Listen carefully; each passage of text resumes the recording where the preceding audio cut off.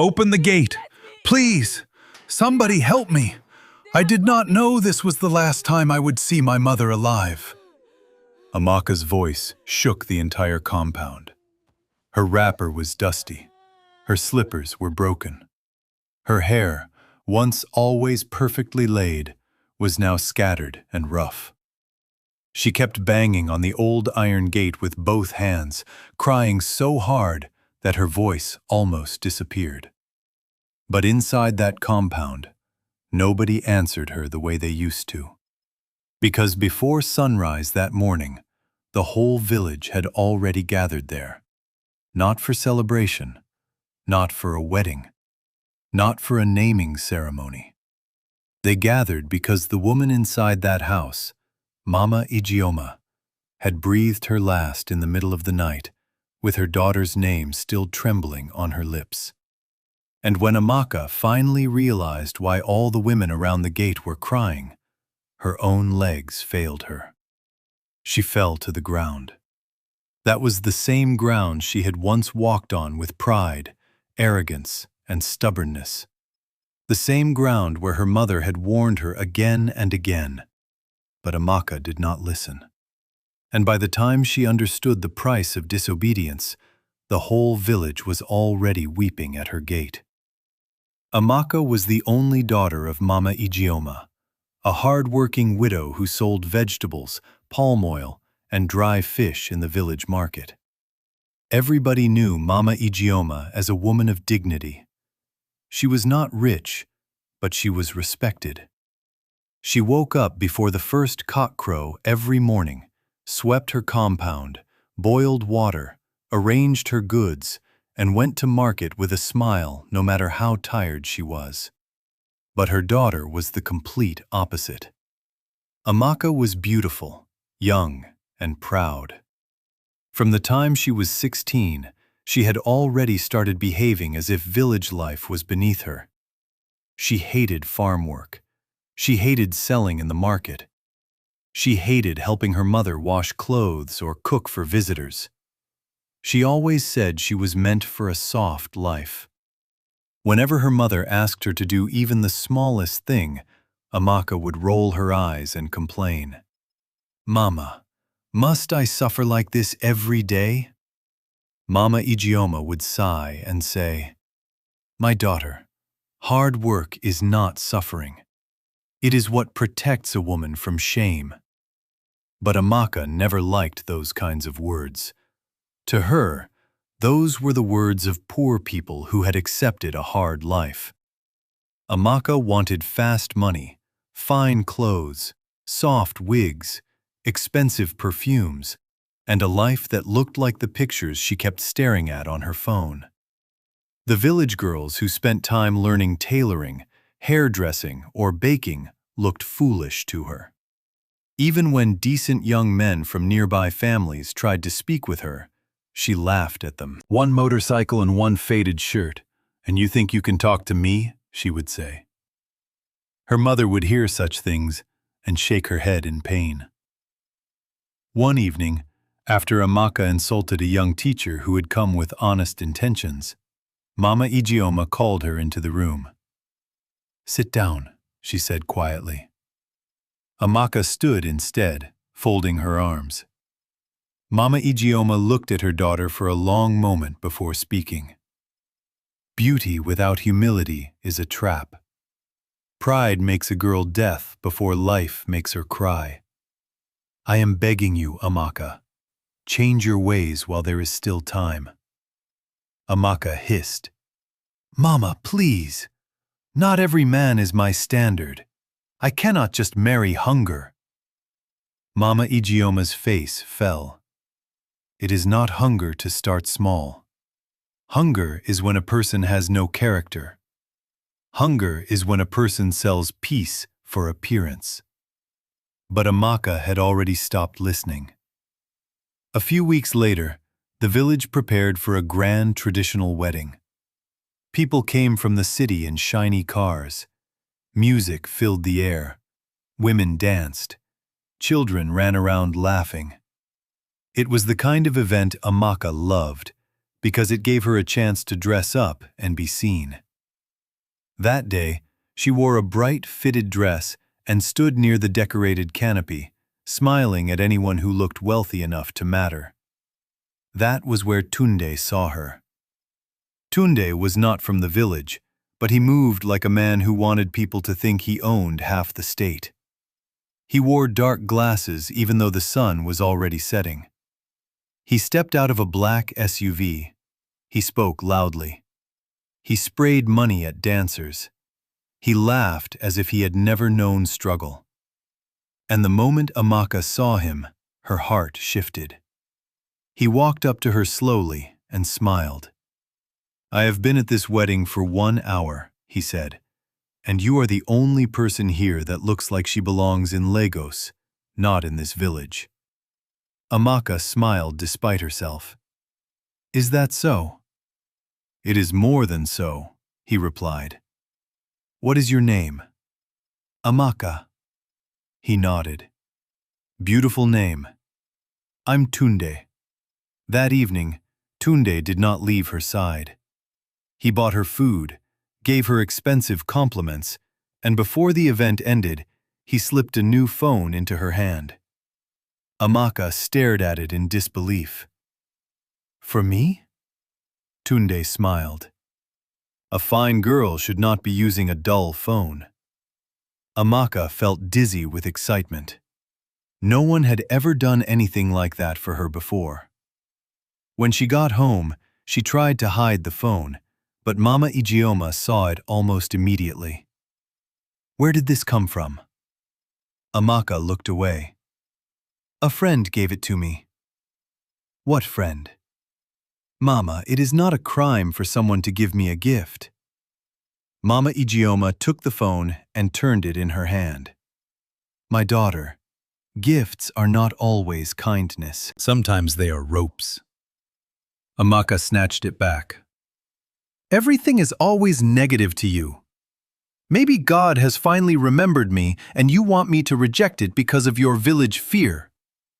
Mama Ijeoma's voice hardened.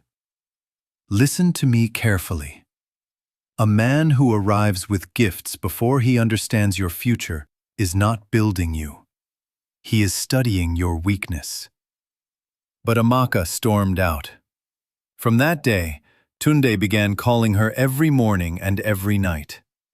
He sent airtime. He sent money. He sent clothes. He told her she was too classy for village life. He told her she was born to enjoy.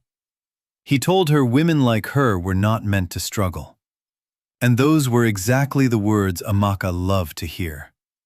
Soon, she stopped helping her mother almost completely. She spent more time taking pictures, making videos, and imagining the life she would live once Tunde took her away. Mama Ijeoma watched all this with deep fear. She called her elder cousin, Auntie Bisi, who lived in town and ran a catering business. "Auntie Bisi," she said over the phone, "I want to send Amaka to you. Let her learn work before this pride destroys her." Auntie Bisi agreed. When Mama Ijeoma told Amaka, she was angry at first. "I am not going to town to suffer in anybody's kitchen." But when she heard that town meant more freedom, better roads, and a chance to see Tunde more often, she suddenly agreed. The next week, Amaka moved to Auntie Bisi's house. At first, Auntie Bisi tried to be patient. She woke Amaka up early, taught her how to wash food coolers, knead dough, package chops, and serve customers politely. But Amaka hated every minute of it. Her mind was no longer on learning. It was on Tunde. Any small free time she got, she used it to chat with him. And every time they met, Tunde increased the pressure. He took her to restaurants she had only seen online. He bought her shoes and handbags. He gave her a gold-colored chain and said, "Soon, I will open a boutique for you. You are not made to carry trays around." Amaka believed every word. One evening, Tunde lowered his voice and said, "There is just one small issue." What issue? She asked. I found a shop space. Perfect location. If I secure it now, your life will change immediately. But I need a property document to use for temporary backing, just for a short time. After that, I'll remove it. Amaka frowned. What kind of document? Anything from family land or house papers. It is just to show commitment. Once my goods arrive, everything is settled. Amaka's heart beat fast. She knew her mother kept the land papers in a metal box under her bed in the village. At first, she hesitated, but Tunde held her hand gently and said, Amaka, don't you trust me? I am trying to build something for you. Or do you want to remain under your aunt forever? That night, Amaka could not sleep. Her mother's warning echoed in her mind. But louder than that warning was the voice of her own ambition. The next weekend, she visited the village pretending she had come to greet her mother. Mama Ijeoma was happy to see her. My daughter, you are looking healthier, she said. But as she hugged Amaka, something in her spirit felt uneasy. That night, after her mother slept, Amaka slowly bent down, brought out the metal box, and searched through it with trembling hands. When she found the brown envelope containing the land documents, she froze. This was the land her mother had refused to sell for years, the only inheritance holding that family together. For one moment, Amaka nearly returned it. Then she remembered Tunde's promises, the boutique, the city life, the soft life, the respect. She took the envelope, and before dawn, she was already on her way back to town. 3 days later, trouble arrived. 2 men came to Mama Ijeoma's compound with hard faces and sharp voices. They said the family land had been used as security for a large business transaction. They said the repayment date was approaching. They said if the money was not paid, the land would be taken. Mama Ijeoma almost collapsed. What land? What security? I did not sign anything. The men showed her photocopies and witness stamps. The whole compound began to spin around her. That evening, she called Amaka. My daughter, tell me the truth. Did you touch my land papers? Amaka's mouth went dry. But instead of confessing, she lied. No, Mama. How can you even think that of me? Mama Ijeoma became silent for a long time. Then she said, in a tired, broken voice, Amaka, if there is anything you have done, speak now. Some mistakes still have doors. But once shame enters public, those doors close quickly. Still, Amaka refused. It wasn't me. Mama Ijeoma ended the call slowly. The next morning, Auntie Bisi received her own call. Someone from the village explained what was happening. When she confronted Amaka, the truth started leaking from her face before it came out of her mouth. Auntie Bisi slapped her. You gave your mother's land papers to a man? Amaka burst into tears. He said it was temporary. He said he was opening a boutique for me. Auntie Bisi held her head in disbelief. A boutique? So you sold your mother's piece for painted shelves and handbags? Amaka tried calling Tunde immediately. He did not pick. She called again, and again, and again. Finally, late at night, he answered. His tone had changed. Why are you disturbing me? Tunde, the men have gone to my mother's house. They are saying terrible things. Please return the papers. Tunde clicked his tongue. Calm down. It is a business issue. What business issue? You said everything was safe. I said I was working on it. My mother is crying because of this. Tunde went quiet for a second, then said, If you really want me to fix it fast, send me money so I can settle some people. Amaka felt cold. What money? You are the one who collected the documents. You want solution or argument? He snapped. Find the money. The line went dead. That was the first night Amaka truly tasted fear. The next few days became a nightmare. Tunde stopped taking her calls. His driver claimed not to know where he was. The restaurant where they used to meet said they had not seen him. The apartment she had visited once was suddenly empty. It was as if the man who promised her heaven had vanished into smoke. Meanwhile, the pressure in the village became worse. People started whispering. Did you hear? Mama Ijeoma's daughter used the land paper for a man. After all that woman suffered to raise her, pride has finally brought her disgrace. Mama Ijeoma could no longer go to market with confidence. Even people who pitied her could not hide their shock. One afternoon, debt officers came again, this time louder than before. They spoke at the gate where neighbors could hear everything. Mama Ijeoma begged them for time, but shame was already spreading like harmattan dust. That evening, she called Amaka one last time. Her voice was weak. My daughter, I am not asking you to protect your pride anymore. I am asking you to save my life. Tell me the whole truth. Amaka broke down and confessed everything. On the other end of the line, there was only silence. Then Mama Ijeoma spoke. Do you know the pain of being betrayed by your own child? Amaka sobbed. Mama, please forgive me. I will fix it. I promise.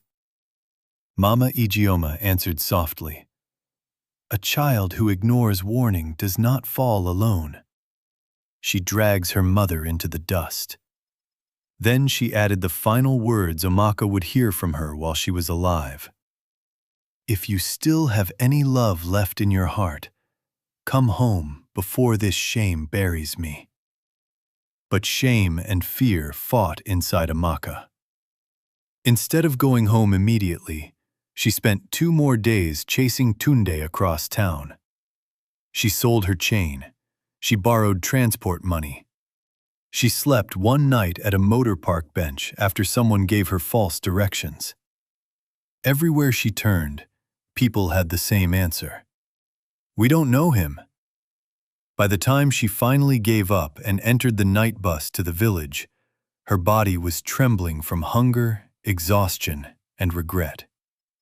All through the journey, she kept praying. God, let my mother be alive. Let me meet her alive. I will kneel down. I will confess in front of everybody. I will change. I will work. I will do anything. Just let her be alive. But some prayers arrived too late.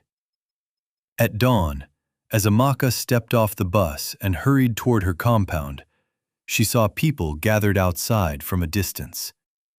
Old women, young boys, neighbors, relatives. And she heard crying before she reached the gate. Her heart dropped.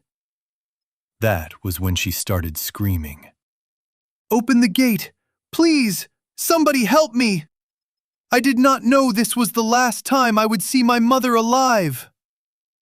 The women at the gate turned and looked at her with tears in their eyes. One of them, Mama Eno, rushed forward and held her shoulders. Amaka, your mother is gone. Those words broke something inside her forever. She let out a cry so painful that even people who had been angry with her started crying again. She was calling your name in the night, Mama Eno said. After the second rooster crowed, she held her chest and collapsed. Amaka threw herself on the ground. No, no, Mama, please, no! They carried her inside, but the moment she saw the white cloth covering her mother's body, she nearly fainted. She crawled to the mat and held her mother's cold hand. "Mama, wake up! I have come back! I have come back! I will listen now. I will work now. I will do anything. Please don't leave me like this." But dead ears do not answer apology. By noon, the whole village knew the full story.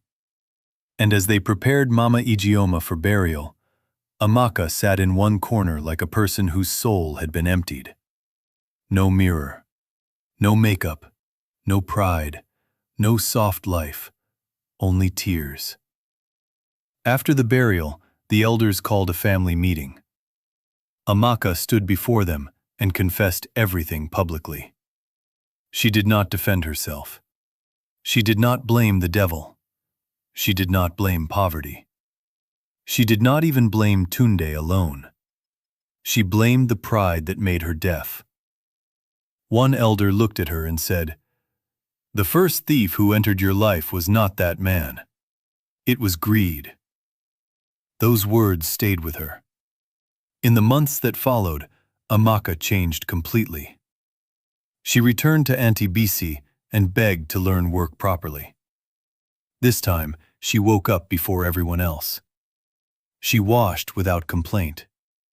She learned baking, small chops, soup packaging, and event service. People were shocked by her transformation. Later, with help from a women's group and Auntie Bisi's guidance, she started a small food business of her own. The first signboard she printed carried a name that made many people emotional: Mama Ijeoma Kitchen. Whenever young girls came near her and talked carelessly about fast money, flashy men, or shortcuts to soft life, Amaka would stop what she was doing and tell them her story. Not the polished version, the painful version. The version that began with pride and ended with a mother's funeral. And every single time, she repeated the same warning. A gift is not always love. Attention is not always destiny. And any road that asks you to betray your home will never lead you to peace. So if you are chasing a life that looks sweet from a distance, be careful. Some doors shine outside and destroy people inside. Some promises sound like favor but end in shame. And sometimes, the warning you ignore today becomes the cry you cannot stop tomorrow. Because by the time Amaka finally understood what her mother had been trying to protect her from, the whole village had already wept at her gate.